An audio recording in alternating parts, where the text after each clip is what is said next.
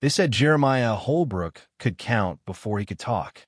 While other children played with sticks and skipped stones across the creek, Jeremiah sat on the front steps of his family's farmhouse, lining up pebbles in exact rows, always in sets of 3.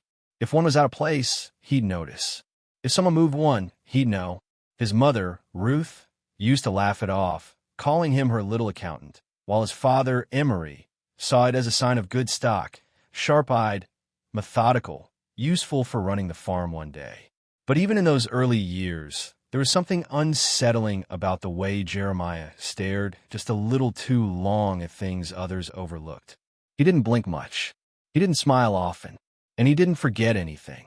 By the time he was 10, Jeremiah had filled 3 leather-bound ledgers with the kinds of observations no child should be making. In one, he documented the migration patterns of crows across the back acres. In another, he listed the names of neighbors and how often they came to church, who they sat with, who they avoided. The third was locked in a drawer beneath a loose floorboard in his room, and no one but Jeremiah knew what was in it. Not until much later. His parents began to worry, quietly, when Jeremiah stopped speaking at the dinner table. He would simply listen, eyes moving between his father and mother, calculating something. He still did his chores, milked the cow, fetched firewood, but he never asked for anything, never laughed, never ran. Just counted and scribbled. His teachers said he was brilliant with numbers, but refused to write essays or join in recitations. When asked why he didn't participate, Jeremiah would only shrug and say, "It's not true." What it was, no one knew. In the spring of 1850, the Holbrooks hired a farmhand named Elias Boone to help with the planting. Jeremiah took to following him around the property like a shadow. Not speaking, not helping, just observing. Ruth noticed it first, the way Jeremiah would stand outside the barn and watch Elias through the cracks in the wood. One evening, after supper, she asked Jeremiah what he was doing. He looked up from his ledger and said, "Elias is hiding something." When pressed, he didn't explain, only returned to his room and closed the door. That was also the year he began waking up in the middle of the night, pacing the creaky hallway floorboards. One night, Ruth caught him standing by the front window, eyes wide, muttering to himself. She tried to touch his shoulder, but he flinched violently and said, "They're in the woods. I counted 3 yesterday. There's 4 now." Ruth didn't understand. Neither did Emery, who took to whipping the boy when his episodes grew worse. They thought it was a phase, that he'd outgrow it. But Jeremiah only grew quieter and sharper. He began carving symbols into the wooden posts of the back porch, the barn walls, and the trees lining the property. Always the same, a triangle with a single vertical slash through its center. Ruth scrubbed them away with soap and lye, but they kept reappearing. One day, Emery followed Jeremiah out to the northern fence line and found the boy arranging twigs and bones, bird bones, maybe squirrel, in careful, geometric shapes. Emery destroyed them in a rage, but Jeremiah didn't cry. He simply looked up and said, "It won't matter. They already came through." By winter, rumors spread through Harper's Fork that Jeremiah Holbrook was touched in the head. Children were warned to stay away. When a neighbor's dog went missing, a few folks even whispered about what Jeremiah might have done. Then, just before the new year, a hunter stumbled upon a strange scene deep in the woods. A small clearing surrounded by young pines, each one marked with a triangle. At the center, a circle of stones, and in the middle, an old rusted shovel, half buried, sticking out of the ground like a grave marker. Sheriff Burnell visited the Holbrook farm the next day. Emery told him it was just a boy's imagination. Jeremiah sat silently in the corner, watching, hands folded in his lap. Sheriff Burnell asked if Jeremiah had made the symbols in the woods. The boy nodded. When asked why, he answered, "Because they've already taken 6, and the 7th is coming tonight." The room went quiet. Burnell left without another word. Later that night, Jeremiah added a new page to his hidden ledger. He wrote down 6 names and left a blank space under them. It was on a Wednesday morning in early February when the town noticed something strange about the Holbrook farm. No smoke rose from the chimney. The cows hadn't been milked. The rooster crowed, but no one came out to scatter feed. By noon, Mrs. Eliza Trent, who lived 2 miles down the road, hitched her horse and made the ride up the muddy trail to check on Ruth. What she found would ripple through Harper's Fork like a stone dropped into a still pond. The front door hung slightly open, creaking in the wind. Inside, the house was silent, but not in the way of a home where everyone had gone to town. It was the kind of silence that clung to the walls. The kitchen table was set for breakfast, 3 plates, 1 broken on the floor.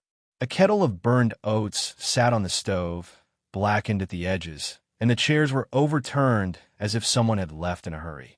Or hadn't left at all. The sheriff was called within the hour. By sunset, a search party had been assembled. They fanned out across the property, calling Ruth and Emery's names, combing through the cornfields and the woods beyond the fence line. But there were no footprints leading away from the house. No sign of a struggle. Just the echo of something wrong that couldn't be named. Jeremiah was nowhere to be found. In his room, they discovered the loose floorboard beneath his bed. Tucked inside was the 3rd ledger. Most of the men present that day would later say they didn't understand what they were looking at. Page after page of numbers, dates, and names. Some of the names matched people in town who had recently gone missing. Drifters, farmhands, a peddler no one had seen in months. Other names were unfamiliar, but they were always followed by strange notes. Eyes sewn shut, last seen in fog, doesn't leave shadow. There were tally marks too, all arranged in neat rows. On the last page, the ink was fresh. 7 names. One had been written only that morning. The sheriff tried to keep the findings quiet, but Harper's Fork was not the kind of town where secrets stayed buried for long. Whispers turned to rumors. Some said Ruth had gone mad and killed her husband and son. Others believed Jeremiah had finally snapped, just like the townsfolk always feared he would. But there was one theory no one dared to say out loud, though it lived on the tip of every tongue, that maybe Jeremiah hadn't vanished at all. Maybe he had been taken. The Holbrook barn became the focal point of the investigation. A hound picked up a scent trail leading from the front porch to the barn doors, where it stopped cold. Inside, the dust was thick, undisturbed, except for a single chair in the center of the room and a length of rope that hung from a beam above it. It wasn't the setup for a hanging. It was something else, something ritualistic. On the far wall, carved deeply into the wood, was the triangle again, larger this time, with 3 vertical slashes down the middle. And beneath it, written in a scrawl not quite like Jeremiah's careful script, "Count what's gone, or they'll come for more." Behind the barn, buried beneath 6 inches of snow, the search party uncovered a mound of turned soil. Sheriff Burnell ordered it dug up. What they found wasn't a body, but rather a collection of objects wrapped in burlap. A child's toy, a cracked teacup, a rusted harmonica, a horseshoe, and a woman's glove. Each object was tagged with a date and a single initial, matching the names from Jeremiah's ledger. There was no blood, no signs of violence. Only these tokens, preserved like offerings or warnings. That night, the sheriff locked the barn and posted 2 men to guard it. They didn't last till morning. One was found wandering the edge of the woods, barefoot, and mumbling about voices. The other simply vanished. His lantern was found still burning near the fence line, casting light on yet another triangle, freshly carved into the bark of a tree. The town panicked. Parents pulled their children from school. Doors were barred. Church attendance tripled. No one walked alone, and everyone watched the woods. But no answers came. No bodies. No Jeremiah. The last confirmed sighting came from a trapper named Silas Carr, who claimed he saw a small figure standing at the edge of his property the night after the Holbrooks disappeared. The figure didn't move, just stood there, staring. When Silas called out, the boy, if it was a boy, held up a hand, and then turned and slipped back into the trees. The next morning, Silas found a note tacked to his shed door. No signature, just 7 numbers, written in a tight, precise hand, and beneath them, the same message burned into the barn wall. The ledger was bound in worn leather, the kind that cracked at the corners and smelled faintly of old smoke and dust. Inside, the pages were yellowed, but the ink was dark and sharp, written with a precision that suggested calm, control, and something colder than curiosity. Every entry was dated, every date paired with a name. every name followed by a number. To the untrained eye, it read like a bookkeeper's log, but the contents didn't speak of wheat harvests or livestock tallies. It was a count of people, people who had vanished, people who had died, and people who, according to Jeremiah Holbrook, were next. The first name was Daniel Griggs, dated March 3rd, 1849. Griggs was a trapper known to move through Harper's Fork every spring, trading pelts and gossip. He'd gone missing near the North Ridge, but no one paid it much attention. Trappers disappeared all the time, lost to wolves or whiskey. The second entry was Samuel Deeks, a cattleman who had set out one morning and never returned. The town assumed rustlers had gotten him, or that he'd taken off to escape debt. But Jeremiah had written something else beside his name, one eye open. What that meant was unclear, but it wasn't the only cryptic note in the ledger. Dozens of entries followed, some marked with small hand-drawn symbols, triangles, crescents, even a few crude figures that resembled trees with eyes. Each name was accompanied by a time and a location: creek bed, south fence, under well house. No explanations, no reasons, just coordinates of absence, and sometimes warnings. Don't speak on him. Do not go past fence. Sound without source. Each phrase written in a steady hand, as if it were fact, not fear. By the summer of 1850, the ledger had shifted. The names stopped being strangers and began including people from the town, names the sheriff recognized, names from the church roster. There was Minnie Tate, age 11, gone without a trace one afternoon walking home from school. Then Pastor Elmer, who was found dead in the bell tower with no mark on his body and eyes wide open, staring at the sky. The townsfolk said it was the work of God. Jeremiah simply wrote, "Silent bell, 6 chime." The most disturbing entries came near the back, with a format changed. Instead of listing names, Jeremiah had started using initials: RH for his mother, EH for his father. Dates were replaced with numbers, which later matched the days leading up to their disappearance. It was as if he'd predicted what would happen, or maybe simply accepted it. Underneath his mother's initials, he'd written, "Saw her walking in 2 places at once." Under his father's, "Knelt at the wrong altar." These were not the scribblings of a child lost in fantasy. There was order, structure, method. The ledger became less about tracking the past and more about calculating the future. A pattern emerged, one even Sheriff Burnell couldn't deny. Every 7th disappearance coincided with a new moon. Every 7th entry contained the triangle symbol. Jeremiah had even sketched maps in the margins, maps of the surrounding forest, marked with circles and XS. When the sheriff cross-referenced them with the missing persons reports, the correlation was chilling. The most alarming entry was the one added just days before the Holbrook family vanished. It didn't contain a name, but rather a phrase: 7 have been taken. The 8th must be counted willingly. Next to it was a sketch, rough but recognizable. It was the clearing in the woods where the shovel had been found, drawn from above, with each tree and rock marked with numbers. In the center, a spiral. Beneath the spiral, one word written in thick, slanted ink: entry. Some believed the ledger was a confession. Others thought it was a guide. A few even called it scripture. The pages were studied, copied, and hidden away by those too afraid to destroy it, but too terrified to leave it untouched. The sheriff kept it locked in the town hall vault for months, though there were reports it never stayed put. One night, a deputy swore he found it open on his desk, turned to a page he didn't recognize, his own name freshly written at the bottom. No one knew when Jeremiah had started the ledger. Some pages appeared older than others. There were entries dated years before he was even born. It raised questions no one wanted to ask. How could a child know these things? How could he predict what hadn't happened yet? And more importantly, what was he counting toward? One final detail remained, one that haunted everyone who dared look through the book: the numbers on each page. They climbed steadily. Every new entry increased the count: 1, 2, 4, 7, 13, 21. Then, without warning, it skipped. The final page, before Jeremiah disappeared, simply read, 49 counted. One must count the rest. When Jeremiah began speaking again, it wasn't with questions or fears, it was with warnings.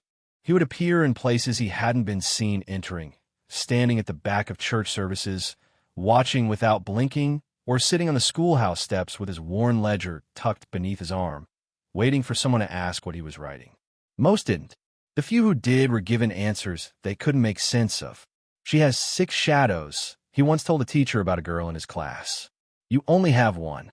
That's how I know she's not going to make it through Friday." She didn't. The town didn't know what to do with Jeremiah Holbrook. To many, he was a strange and silent figure, unnerving but harmless. To others, he had become a symbol of something darker. As disappearances mounted and strange happenings continued, doors found open in the morning that had been locked at night, voices heard calling from the treeline, and livestock found twisted in the fields without a drop of blood, the boy's presence in town took on a weight. There was fear in the way folks spoke of him, a hush that entered the room when his name came up.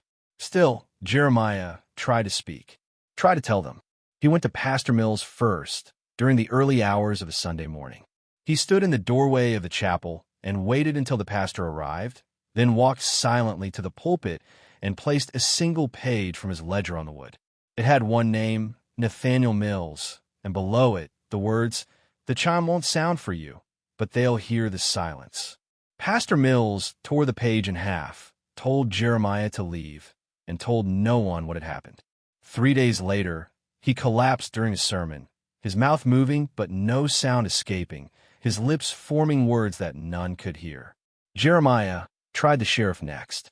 Sheriff Burnell, a proud man and a skeptic to the bone, listened with arms folded and jaw tight. He allowed the boy to speak, if only to say he had listened. Jeremiah laid out a map on the sheriff's desk, dotted with red circles, each labeled with initials. Some were names already missing. Others were still present in the town. "It's not about where they are," he said. "It's about where they will be. The land counts too. The roots remember." Burnell scoffed, threatened to arrest him for disturbing peace, and burned the map in the courthouse stove. Jeremiah went to the townspeople after that. Not all at once, one by one. To Mr. Marston, the blacksmith, he said, "There's something under your forge. Don't dig. If you dig, it won't stay buried." To the schoolmistress, Miss Derry, he left a drawing on her desk of a classroom with no windows and desks that faced the ceiling. On the chalkboard in the drawing, the word "repeat" was scrawled over and over again. To the midwife, he whispered outside her window one night, "You'll deliver something you shouldn't. Wrap it in salt." Most of them ignored him. Some pitied him. A few grew angry. But none of them listened. As the warnings grew more specific, so did the town's resentment. A man like Jeremiah, silent and strange, was fine when things were quiet. But once the fears set in, he became a target. Boys threw rocks at him when he passed. A storekeeper refused him food. Mrs. Ellery, the baker's wife, insisted he hexed her newborn just by looking at it. Even the doctor suggested to the council that Jeremiah might be a danger to himself or to others. But the boy never responded to the hate with hate. He didn't shout. He didn't run. He only watched and warned. One day, during the town's harvest gathering, Jeremiah walked calmly into the square, climbed atop the dry well at the center, and opened his ledger. The crowd fell silent. He read a list of names, 12 in total, all present, all standing among the crowd. He didn't accuse, didn't explain. He simply said, "You have 2 days to count backward. After that, they won't listen to me either." Then he stepped down, closed the book, and disappeared into the crowd. When the sheriff asked who had seen where he'd gone, not a single person could say. By the following week, 5 of the names he'd read aloud were missing. 2 were found wandering in the woods with their mouths sewn shut by a thread no one could identify. One was discovered sitting upright in her parlor chair, completely still, her skin cold but her eyes moving rapidly beneath the lids. She never woke. It became harder and harder to deny the patterns. But still, the town told itself there had to be another explanation: bandits, illness, poison. Anything but the idea that a boy, not yet 13, might be the only one seeing things clearly, might be the only one trying to save them. It was a night soaked in fog, the kind that curled around fence posts and tree limbs like fingers searching for something they'd lost. No wind, no moon, just silence, heavy and unnatural. That was the night Jeremiah Holbrook disappeared. Not ran away, not kidnapped, not taken into custody. Disappeared, as if the woods themselves had simply opened a door and let him inside. The days leading up to it had been filled with tension. After the town meeting, where several families demanded Jeremiah be removed from Harper's Fork for the sake of safety and sanity, Sheriff Burnell placed the boy under watch in the old records room beneath Town Hall. It was the only place with a locking iron door and no windows. Jeremiah hadn't resisted. He simply handed over his ledger, placed it on the desk without a word, and sat down in the corner like he knew it was already over. 2 deputies were assigned to stay with him through the night in shifts. The first, Jacob Fry, later said Jeremiah didn't sleep, didn't eat, didn't even move. Just sat and stared at the stone wall, as if reading something only he could see. At midnight, the bell in the tower let out a strange, elongated chime, only once. No one else in town seemed to hear it. Fry said Jeremiah turned his head then and said, "It's not locked from the outside. It's locked from the wrong side." At dawn, when the next deputy arrived to relieve Fry, the room was empty. The iron door still locked. No windows. No tunnel. No sign of forced exit. Just an open ledger on the floor and a single handprint drawn in ash beside it. The handprint had 6 fingers. A full search of Town Hall was conducted. The cellar was swept, the floorboards tapped, the mortar checked. Nothing. Outside, the fog still hung thick, clinging to the streets like a second skin. Sheriff Burnell ordered search parties into the woods, retracing Jeremiah's old maps. Dogs picked up a trail leading east, but lost it near the edge of the hollow, where the pine trees grew too tight for any man to pass through without being scraped. On one of the trees, a fresh carving, a triangle with a single line through the middle. Below it, a new symbol no one had seen before, an open eye surrounded by teeth. By midday, the townspeople began to panic in ways that had nothing to do with Jeremiah. Doors slammed, horses spooked, birds flew in unnatural circles above the chapel steeple. One woman swore she saw her late husband walking across the river bridge, though he drowned 2 years earlier. Children reported voices calling from their closets. Someone rang the town bell at 3 a.m., and no one claimed to have done it. And through all of this, the one person everyone feared, everyone blamed, was simply gone. The theories multiplied. Some believed he'd escaped and gone deeper into the forest to join whatever had been whispering to him. Others thought he'd been taken by whatever force he was trying to warn them about. There were whispers of sacrifice. Some even believed the town itself had done something terrible, that they'd ignored too many signs, buried too many truths, and that Jeremiah's disappearance wasn't just a vanishing, but a reckoning. Then came the dreams. Dozens of townspeople began reporting the same nightmare. A clearing surrounded by trees, each marked with Jeremiah's symbols. In the center, a spiral dug into the ground, like a sinkhole filled with black water. Standing beside it was Jeremiah, older, taller, but unmistakably him. He held the ledger in one hand and pointed to the sky with the other. And overhead, instead of stars, hung eyes, unblinking, watching, each one weeping ash that fell like snow. Everyone who had the dream woke with a nosebleed. 3 never woke up at all. Jeremiah's room at the Holbrook farm was eventually boarded up, his belongings locked away in the town archive. The ledger, once kept as evidence, was declared cursed by the new sheriff and burned, or so they claimed. Years later, a traveling writer found what looked like the same ledger in the cellar of the abandoned schoolhouse, pages untouched by time, the ink still fresh. He never published the book he was working on. Instead, he moved into the woods just outside Harper's Fork and lived there alone, sketching symbols on his cabin walls, muttering numbers no one understood. People stopped asking where Jeremiah had gone, but his name never left the air.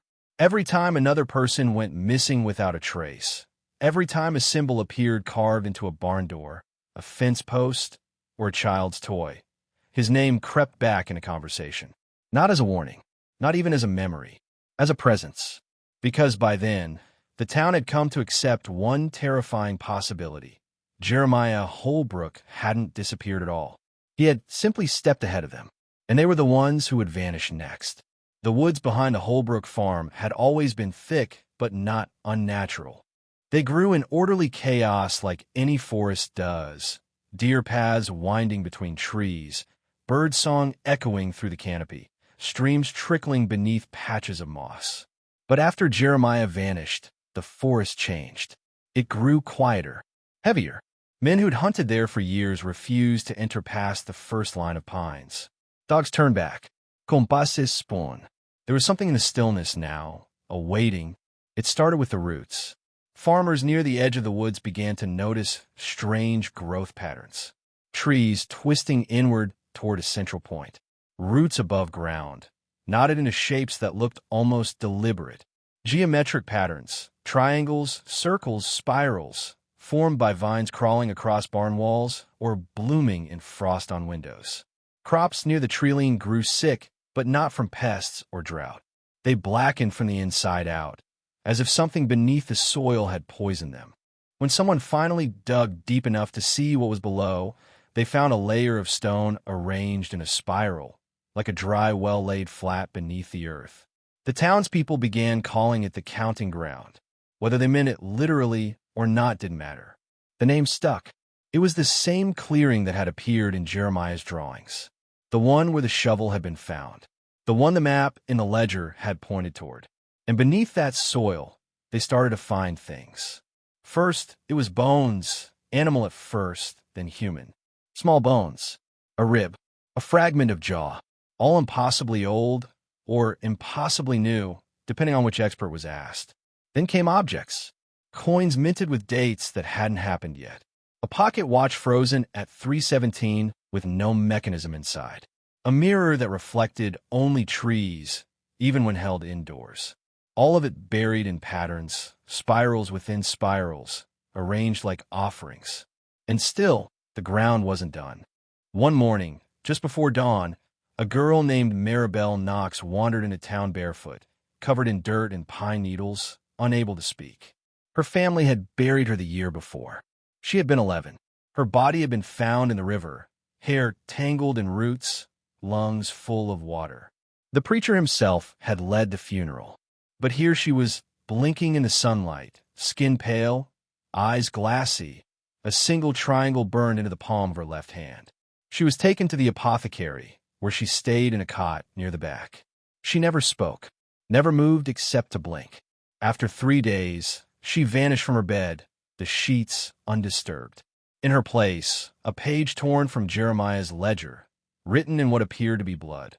Count backward from her breath. The woods grew. Not in size, but in presence. People said they heard things from within, whispers, music, crying. Some said they saw shapes just beyond the trees, tall and thin, watching but never approaching.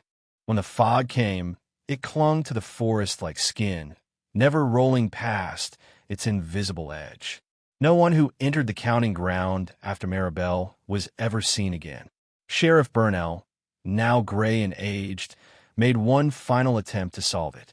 He organized a group of 6 men, all armed, all prepared to clear the area and put an end to what he called the myth of Jeremiah. They entered just after dawn. None returned. At sunset, 6 chairs from the town hall were found arranged in the clearing, facing inward in a circle. On each chair sat a pine cone. Each pine cone was painted red, and above them, nailed into the trunk of a tree, was a plank of wood with the words 6 down carved in careful block letters. People stopped trying after that.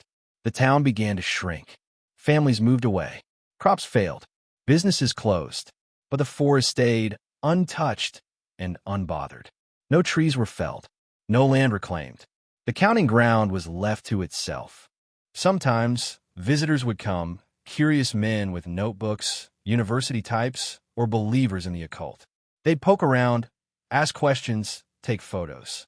None of them stayed long. Most left shaken. A few didn't leave at all.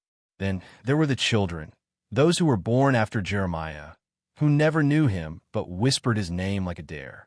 They played games near the forest, tossing stones just past the line of trees, waiting to see if something tossed one back.